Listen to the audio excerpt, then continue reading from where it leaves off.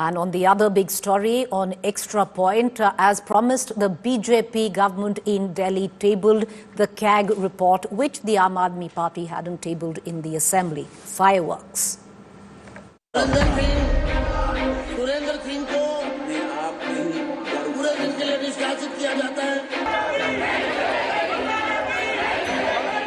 The Delhi liquor gate policy war reignites.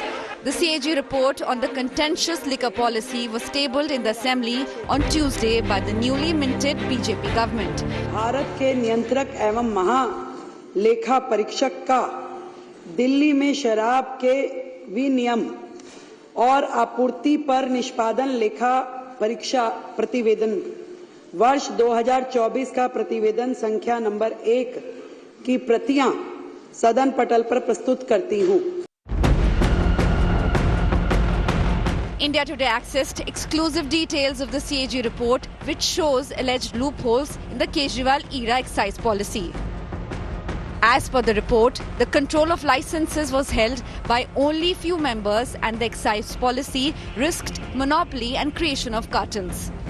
The report says policy decisions were taken without the competent authorities' nod and permissions were not obtained for any license exemptions. The new policy not only violated norms by granting licenses to private entities but also removed the role of Delhi government corporations. The CAG report says the new policy led to a loss of over 2,000 crore rupees to the state exchequer and claims expert panel findings were changed to tweak the policy.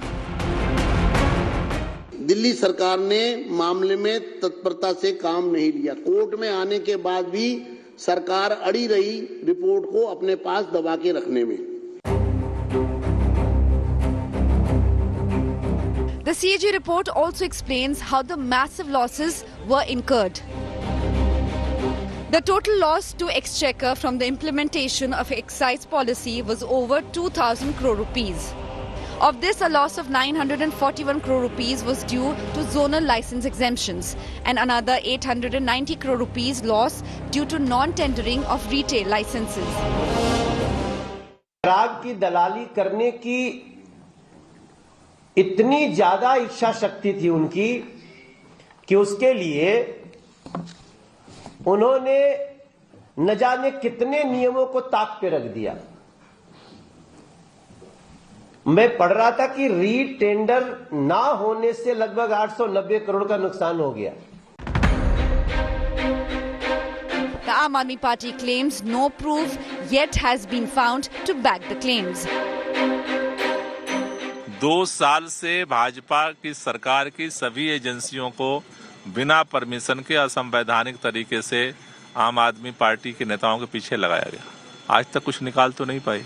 फिर table करने की जो बात है, विधानसभा में वर्तमान सरकार ने तो नहीं भेजा है, हमारी सरकार ने भेजा था टेबल करने के लिए। A total of 14 CAG reports are expected to be tabled this session, including one of the chief minister's official residence of Six Flags staff, or Sheesh Mahal as BJP calls it, which was renovated during Arvind Kejriwal's rule. The political storm is only intensifying in the capital. Bureau Report, India Today.